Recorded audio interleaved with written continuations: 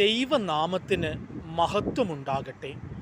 യേശുവിൽ സ്നേഹമുള്ളവരെ, ഹെബ്രായർ 12:15 ദൈവകൃപ ആർക്കും നഷ്ടപ്പെടാതിരിക്കുവാൻ സൂക്ഷിക്കുവിൻ.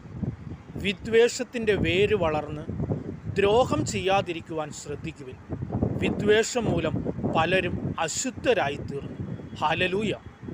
സ്നേഹമുള്ളവരെ, ദൈവകൃപ നമുക്ക് നഷ്ടപ്പെടുത്തുന്ന ഒരു പാപമാണ് വിദ്വേഷം എന്നത്. മറ്റുള്ളവർ നമ്മെ ദ്രോഹിച്ചിട്ടും അവരോട് നാം ക്ഷമിച്ചുവെങ്കിലും അവർക്ക് എന്തെങ്കിലും നാശം സംഭവിച്ചുവെന്നറിയുമ്പോൾ ഉള്ളിൻ്റെ ഉള്ളിൽ നമ്മൾ സന്തോഷിക്കുകയും ചെയ്താൽ നമ്മുടെ ഉള്ളിൽ വിദ്വേഷത്തിൻ്റെ വേര്, വെറുപ്പിൻ്റെ വേര് ഇപ്പോഴും ഉണ്ട് എന്ന് മനസ്സിലാക്കുക.